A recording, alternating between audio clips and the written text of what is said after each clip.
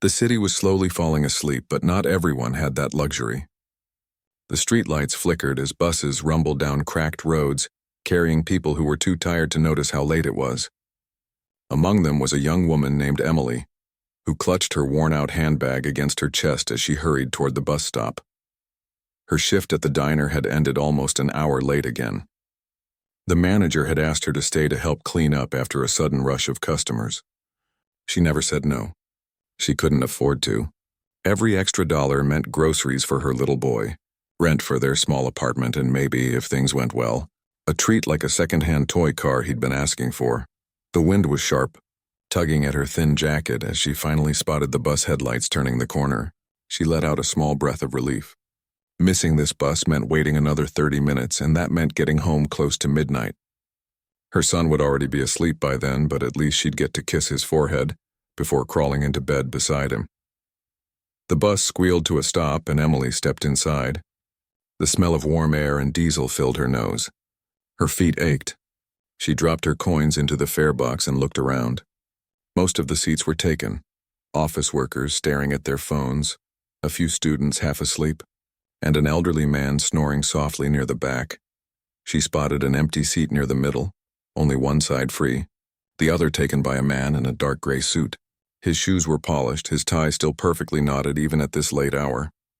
His posture was straight, but his face looked tired, like he'd had his own long day. Emily hesitated. She wasn't used to sitting next to people dressed like that, the kind of people who probably had drivers, not bus passes. But her legs were screaming and there weren't any other seats. So she walked down the aisle, murmured a quiet, "Excuse me," and sat down. The seat cushion sighed under her weight. The man beside her gave a polite nod and went back to whatever he was doing on his tablet. Emily could see lines of numbers and emails on the screen, but she looked away quickly.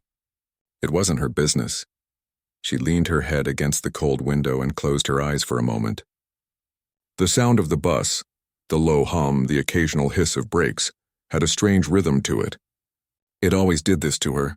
After long shifts, her body would start to relax against her will, her eyelids growing heavy no matter how much she told herself to stay awake. She thought about her son. Noah probably curled up under his blanket at that very moment. Her neighbor, Mrs. Green, would have picked him up from daycare and kept him fed until Emily came home. She always did. That woman was a blessing, a retired nurse who'd lost her husband years ago and treated Noah like her grandson. Emily smiled faintly at the thought of him. He had her eyes, big, brown, and full of wonder. Every morning when she walked him to daycare, he'd point at things like they were magic: the birds on power lines, the puddles that reflected the sky, the clouds that looked like dragons. She wished she could see the world like that again, but life had made her practical, too practical. The bus lurched slightly and her head bumped against the window. She winced and straightened up, embarrassed. The man beside her glanced over for a second, then back at his screen. No judgment, just curiosity. She adjusted her bag in her lap and told herself to stay awake. She still had 10 more stops before home, but her mind started to drift again. The sound of rain tapping on the roof, the soft buzz of the engine. It was like a lullaby she couldn't resist. Her breathing slowed. The ache in her feet faded. Her shoulders softened, and before she realized it, her head gently tilted to the side, resting against something warm. For a moment she stirred, realizing it wasn't the window anymore. Her half-conscious mind registered that it was someone's shoulder. Her body tensed.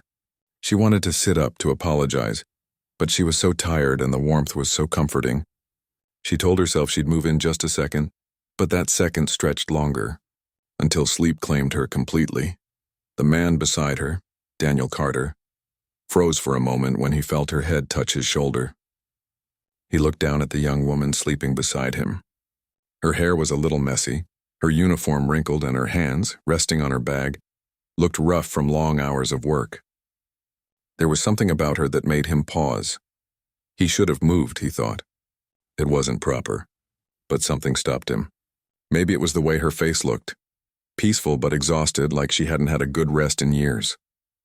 Maybe it was the faint smell of coffee and cleaning detergent on her clothes, reminders of his younger days before everything in his life turned polished and sterile.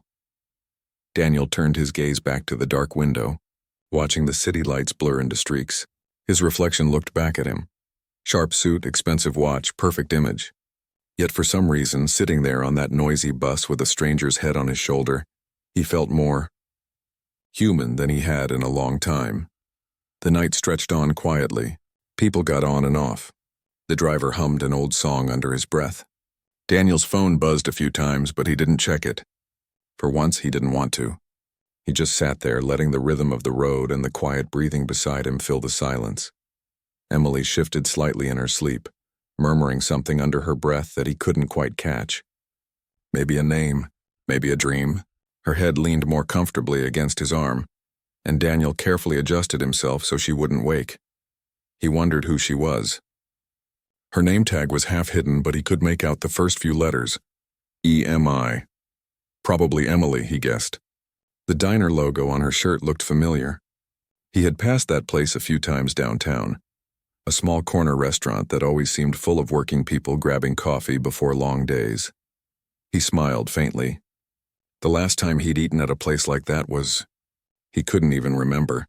His meals were usually brought to him in meetings or served in fine restaurants. Everything planned, everything polished, but nothing simple, nothing real. For a long time, Daniel had believed success meant never slowing down, never sitting on buses, never being tired, never letting his mind wander. But lately it had started to feel different. The higher he climbed, the emptier it got. He had money, power, respect, all the things people said mattered.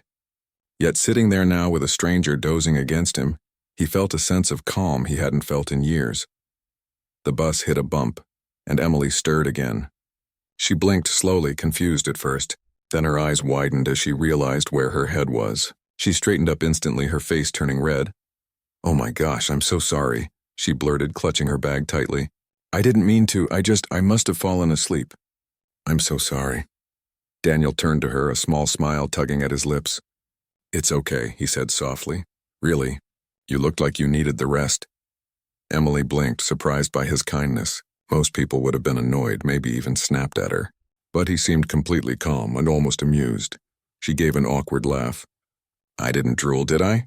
she asked, half joking, half serious. He chuckled quietly. "No, you're safe. The tension broke a little." She smiled shyly, still embarrassed. "It's been a long day," she said quietly, almost to herself. "I can imagine," he replied. For a moment they sat in silence again, the hum of the bus filling the air. Emily wanted to ask him what he did for a living.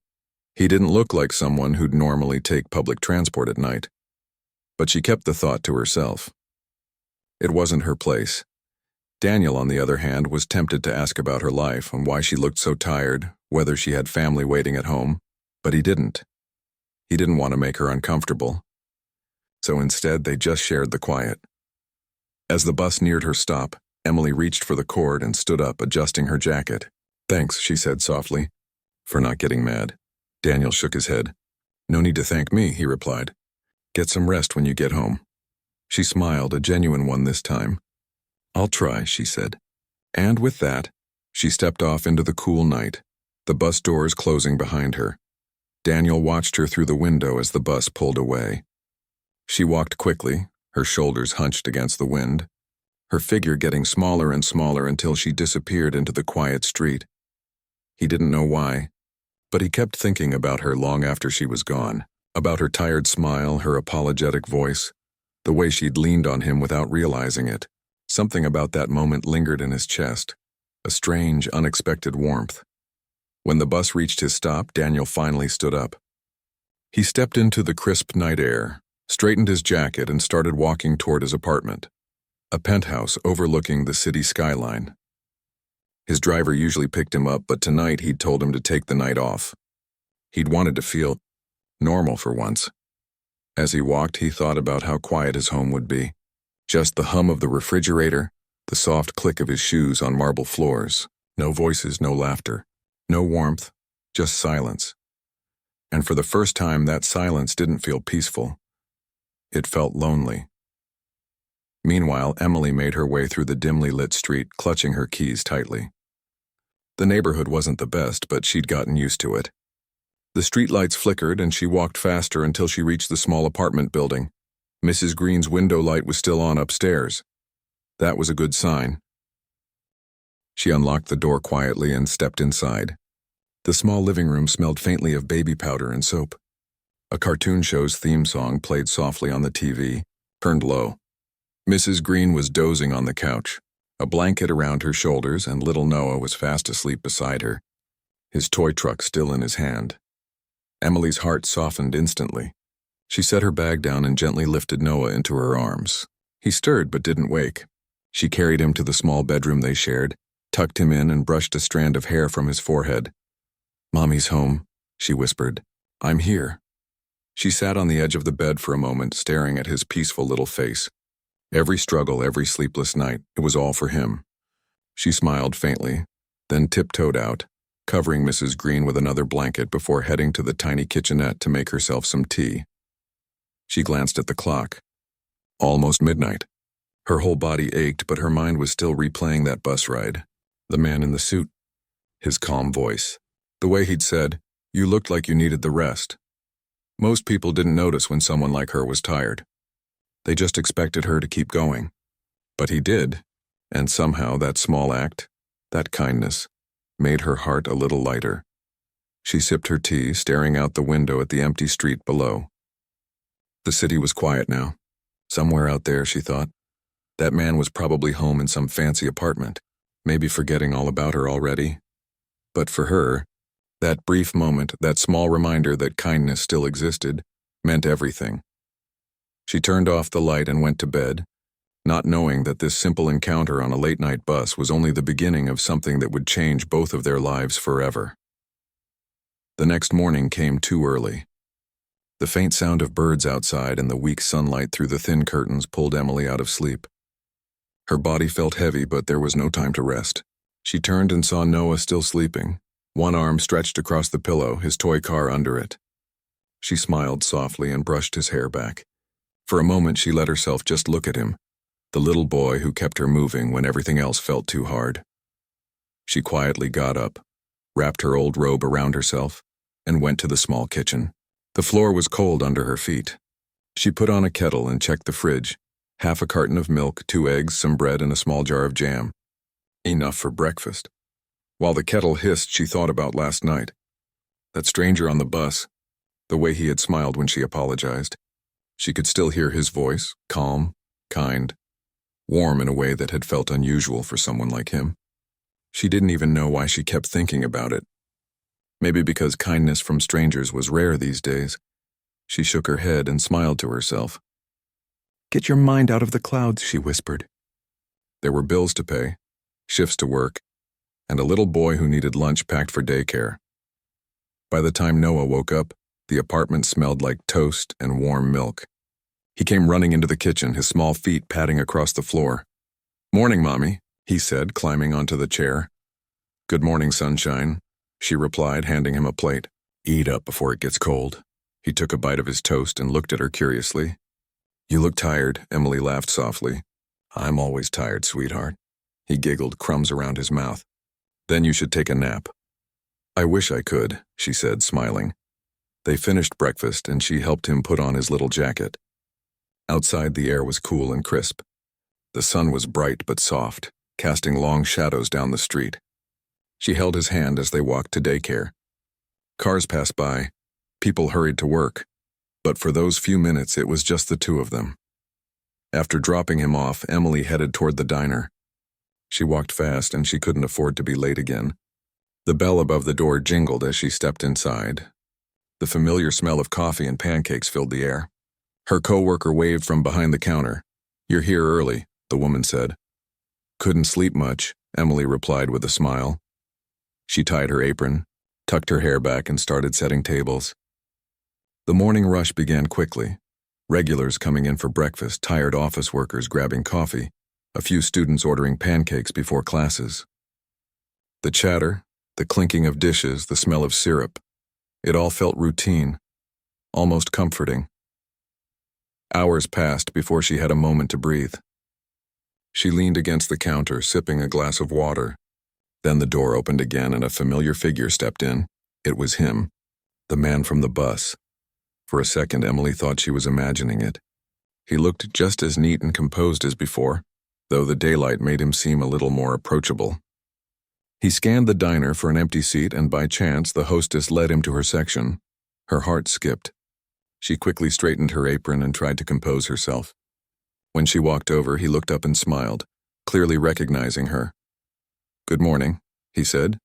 "Hi," she replied, her voice a little nervous. "I didn't expect to see you here." "I figured I owed you a coffee," he said lightly. After last night, it felt right.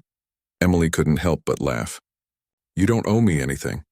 I should be the one apologizing again for falling asleep on you." "I told you it's fine," he said. "Besides, that was probably the most peaceful ride I've had in months." His words made her blush. She quickly glanced at her notepad. So what can I get you?" "Just coffee for now." "Black," he replied. She nodded and hurried off, still feeling that strange warmth in her chest.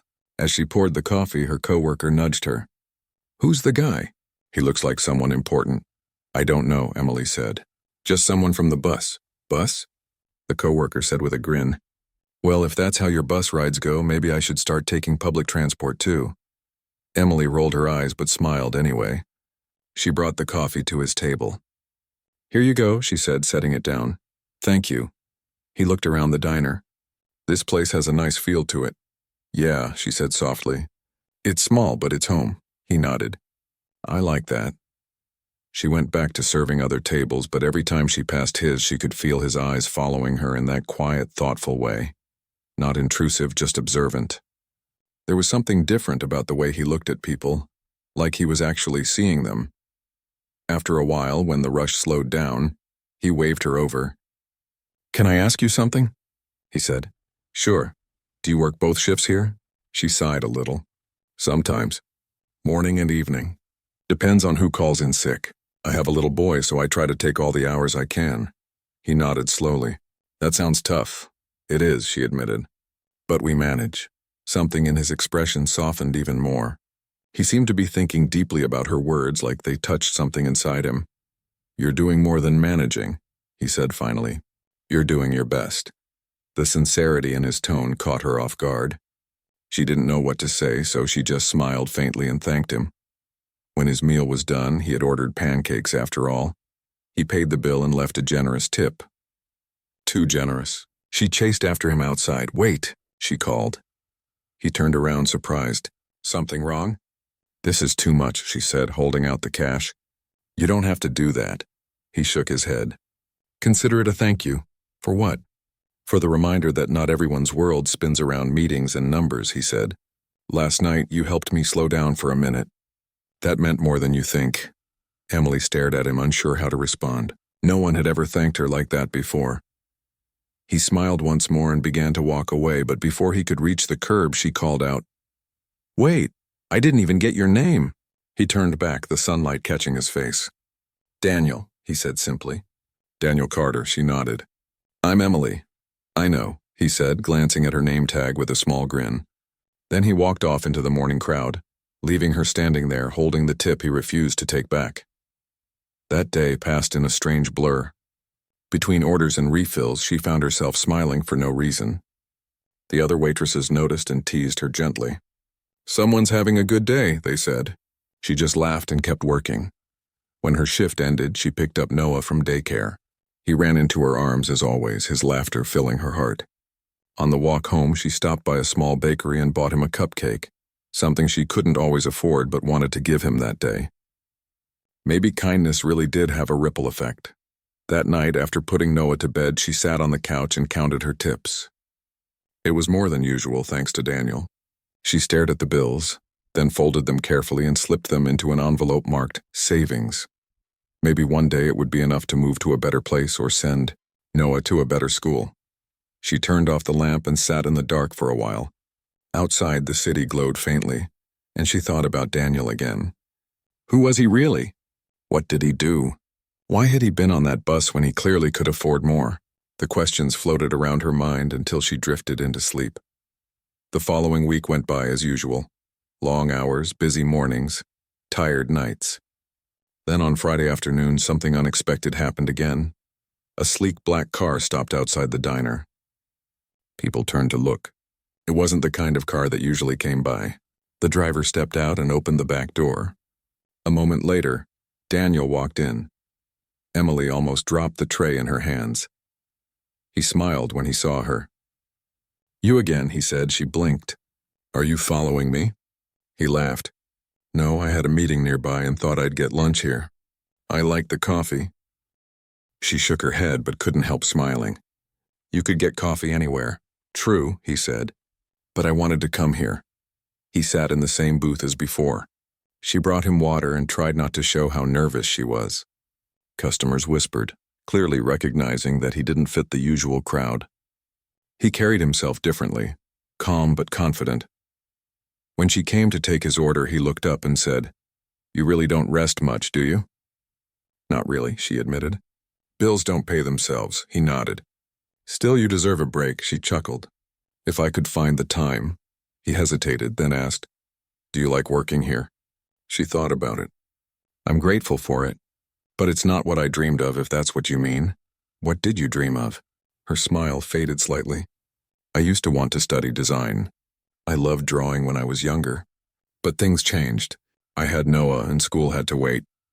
Daniel listened quietly, his expression thoughtful. "Life has a way of changing plans," he said softly. She nodded. "Yeah, but I wouldn't trade him for anything." Something about her words struck him. For a moment he seemed lost in thought. Finally he said, "You know, sometimes the plans that fall apart lead us where we need to go."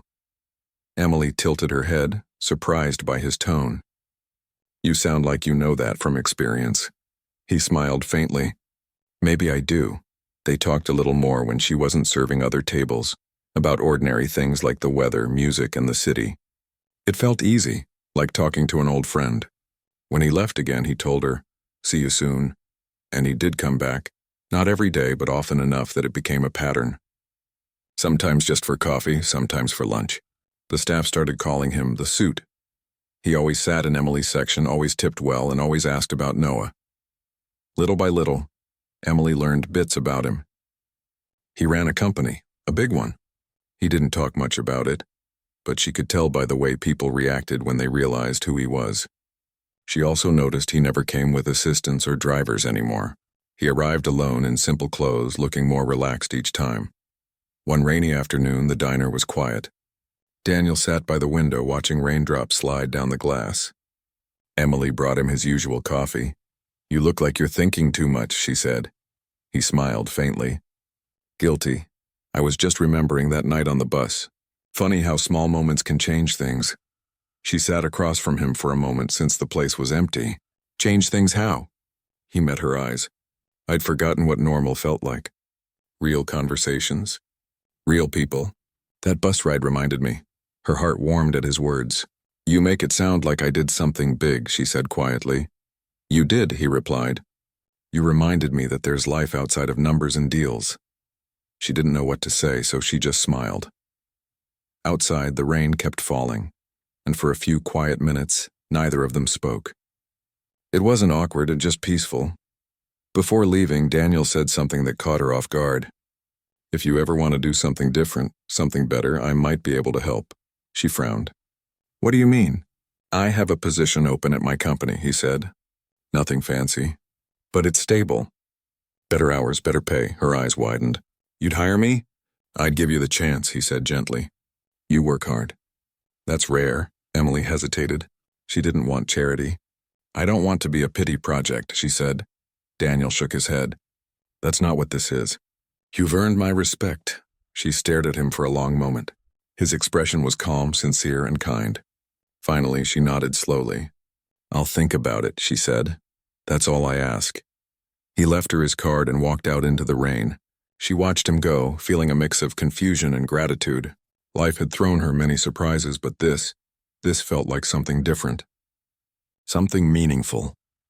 That night, after putting Noah to bed, she sat on the couch holding Daniel's card. The paper felt heavy in her hand, not because of its weight, but because of what it meant. A chance, maybe even a turning point. She placed it carefully on the table and whispered to herself.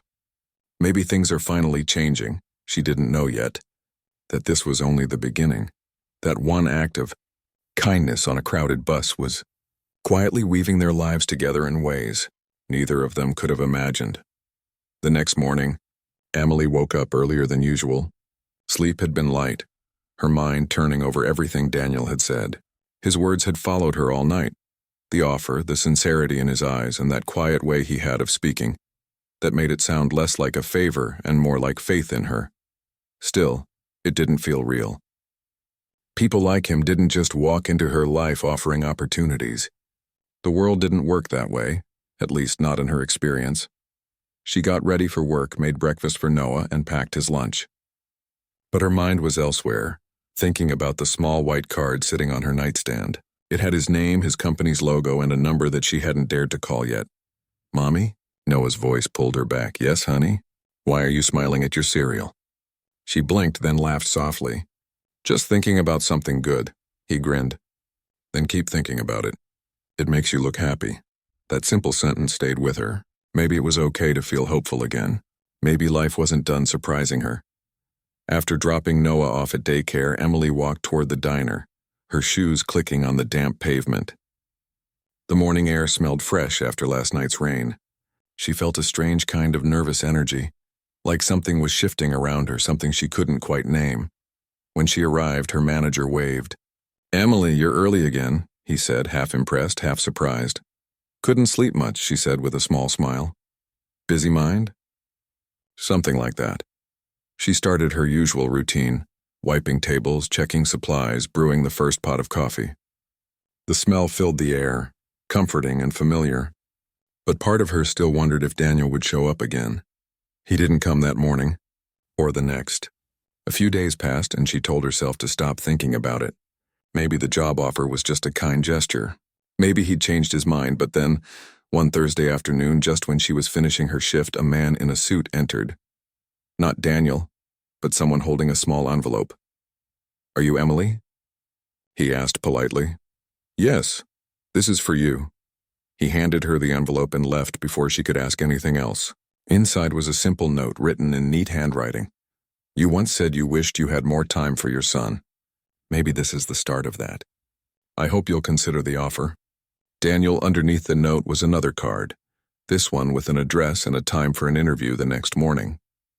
Emily stared at it for a long time. Her heart raced. An interview. It wasn't just a promise anymore. It was real.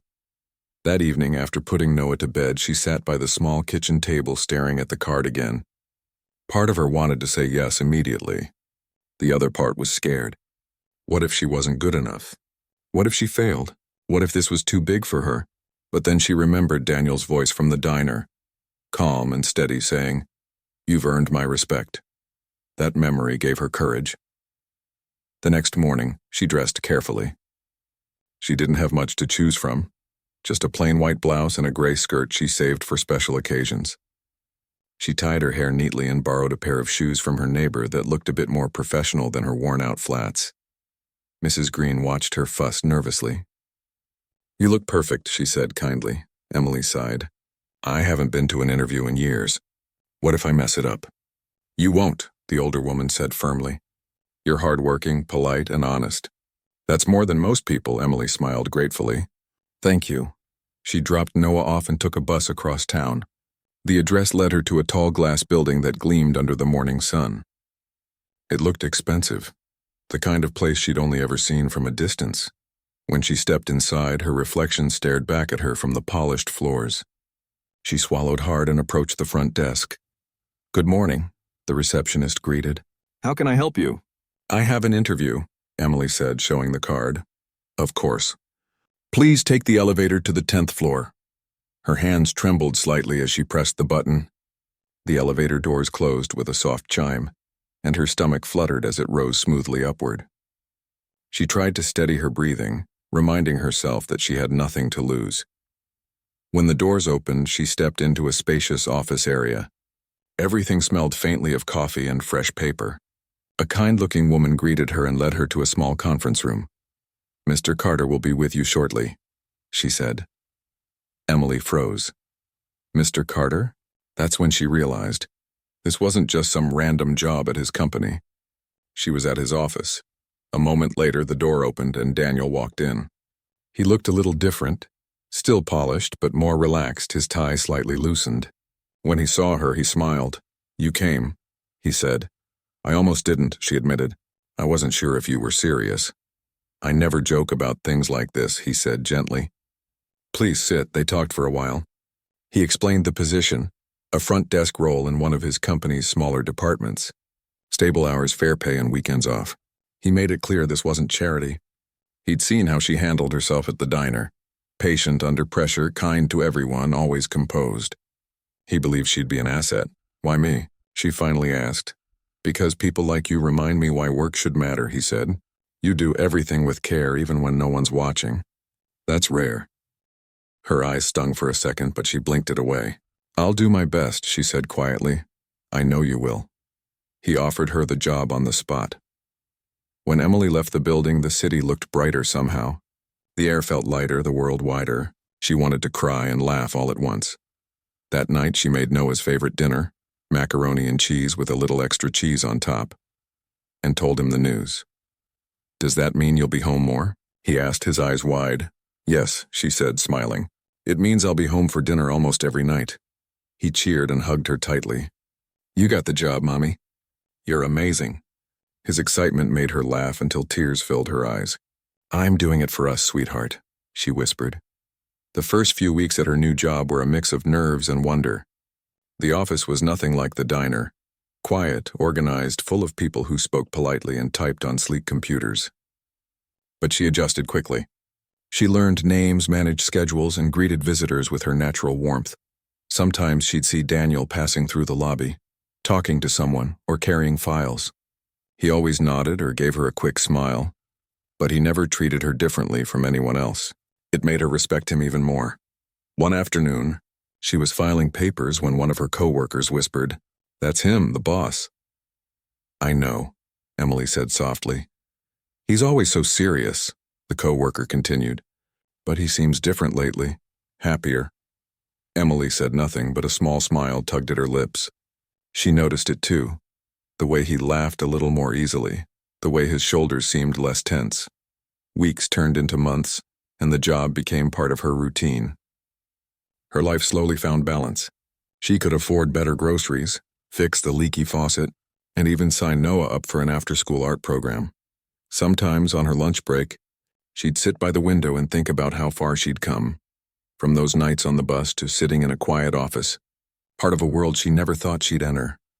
Daniel still stopped by occasionally, sometimes asking how things were going, sometimes just chatting about life. There was an ease between them now, a quiet understanding that didn't need many words. One evening, when most employees had gone home, Emily was finishing some paperwork when Daniel came by. You're still here? He asked. Just wrapping up, she said. He leaned against the doorframe. Old habits die hard, huh? She smiled. I guess I don't know how to slow down. That's what I used to say, he said. She looked up. And now? He thought for a moment. Now I think slowing down isn't so bad. They both laughed softly. He glanced at her desk. You're doing great, you know. Thank you, she said. It feels good to finally breathe a little. He nodded. You deserve that. As he turned to leave, she called out, Hey, Daniel. He stopped. Yes? I never thanked you properly. For giving me this chance, he looked at her, his eyes kind. You don't owe me thanks. You earned it. Their eyes met for a moment longer before he smiled and walked away. That night, as she rode the bus home, she caught her reflection in the window. She didn't look as tired anymore. The lines of worry on her face were softer. She thought back to that first night, when she'd fallen asleep on his shoulder, completely unaware of who he was. Funny how life worked. One small accident had changed everything. When she got home, Noah ran to her, waving a drawing in his hand. Look, Mommy. It's us. She looked at the picture. Stick figures holding hands under a big yellow sun. One figure was taller, wearing a tie. Who's this? She asked with a smile. That's your friend, Noah said. The man who made you happy. Emily laughed softly, ruffling his hair. You're very observant, you know that? He nodded proudly. You smile more now. She hugged him tightly. I guess I do. Later that night, after he was asleep, Emily sat by the window with a cup of tea. The city lights twinkled below and the air felt calm. She thought about all the years she'd struggled alone, all the nights she'd doubted herself. And now here she was, not rich, not living in luxury, but at peace. She realized that sometimes the universe doesn't give you what you ask for. It gives you what you need. A reminder, a second chance, a stranger who sees you when no one else does. And though she didn't know where this connection with Daniel would go, she knew one thing for sure. Kindness had a strange way of finding its way back. Over the next few months, Emily's life began to settle into something she hadn't felt in years: balance. Each morning she woke up with a sense of purpose, helped Noah get ready, and headed to work with a lightness that felt new. The days no longer dragged like they used to. The world looked different now, not easier but more possible. At the office, she had found her rhythm. She greeted every visitor with her warm smile, remembered people's names, and made sure things ran smoothly. Her co-workers respected her, and for the first time she felt seen, not just as someone trying to survive, but as someone who belonged. Daniel's visits to her department became less formal over time. Sometimes he would stop by just to check how things were going, or share a small story about something funny that happened during a meeting. It wasn't like before when he was the quiet man on the bus. Now he was someone she understood better. Still serious about work, but surprisingly humble for a man with so much responsibility.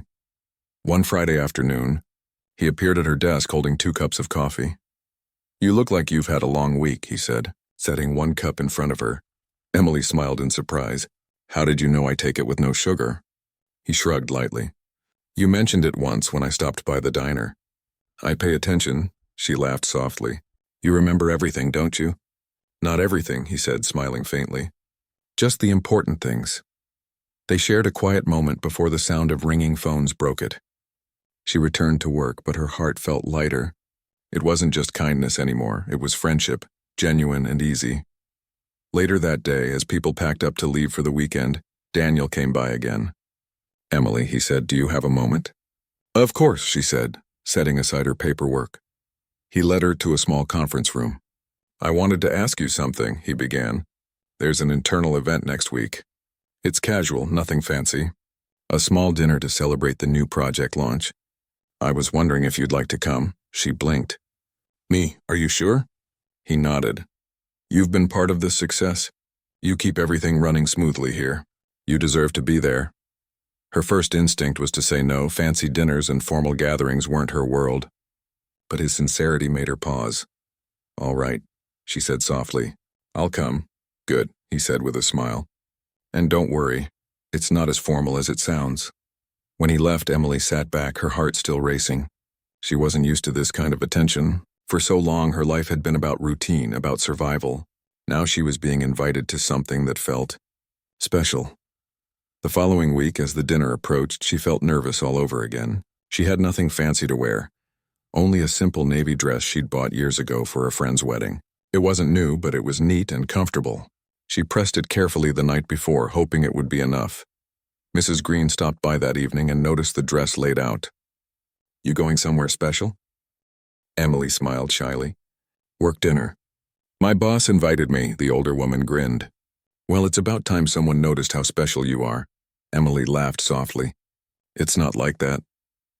"Maybe not," Mrs. Green said, "but that doesn't mean it couldn't be." The next evening, Emily arrived at the restaurant. It was elegant but not intimidating. Warm lights, soft music, the smell of good food in the air. She spotted a few people from work and waved shyly. Then she saw Daniel.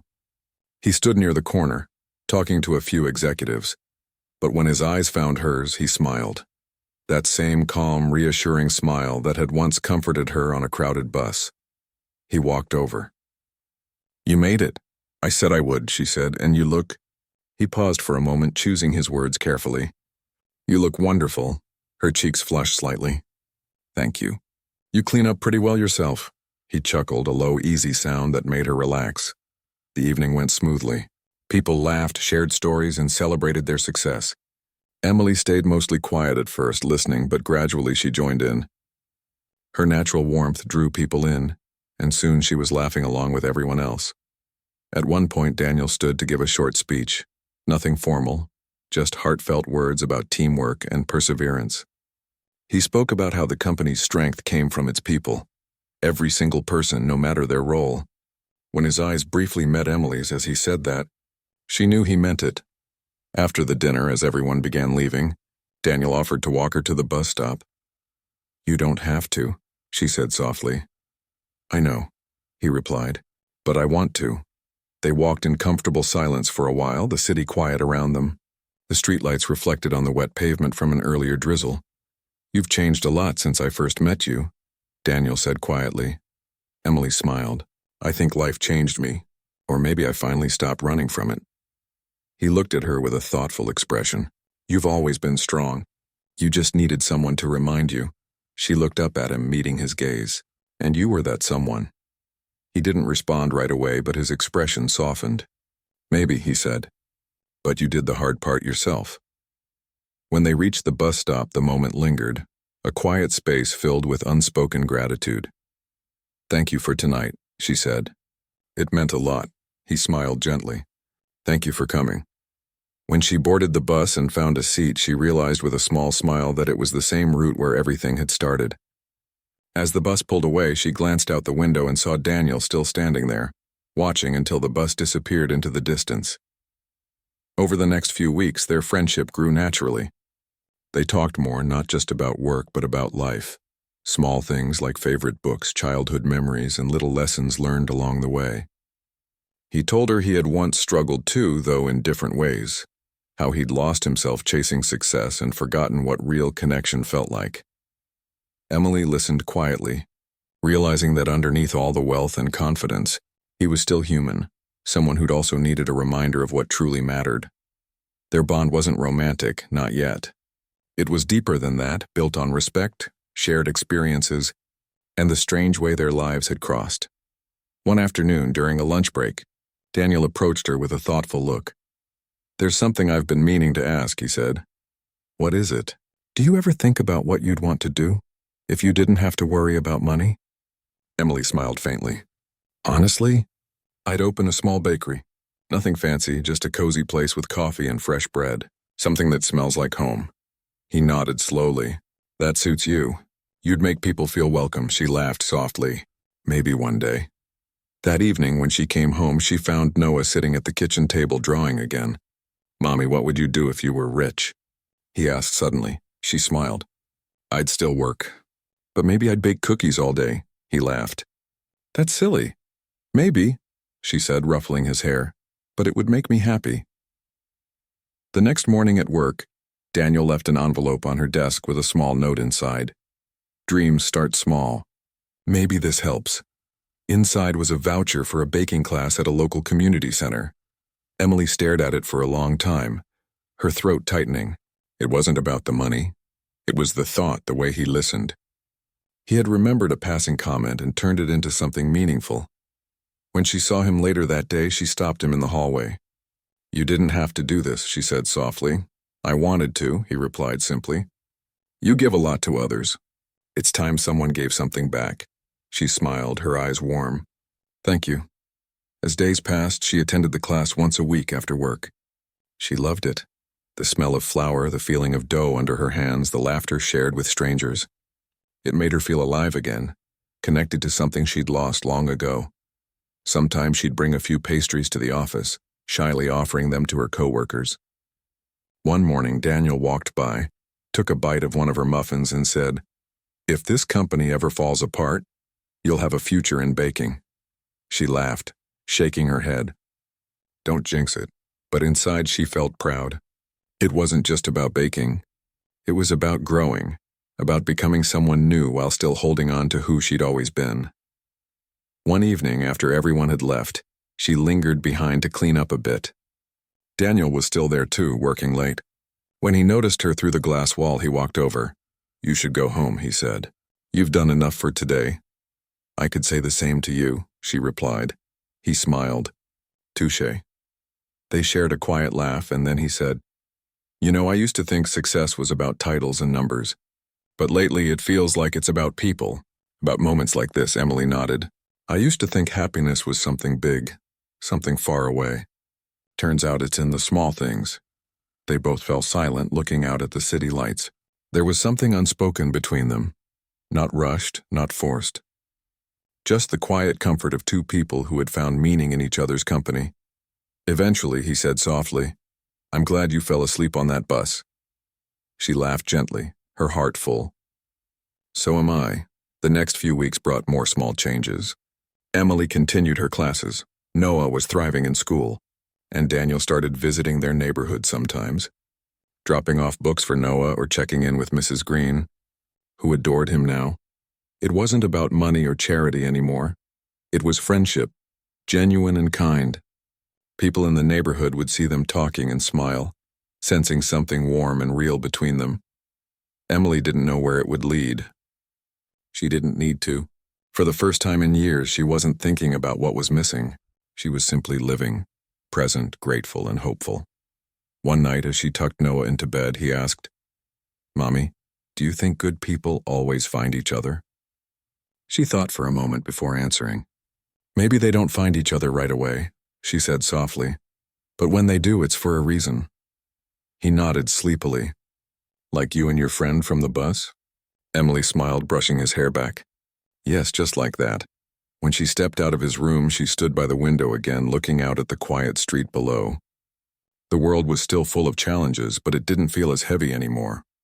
She had found light in unexpected places and on a bus, in a stranger's kindness, in her own courage. And though the story wasn't over yet, she knew deep down that she was exactly where she was meant to be.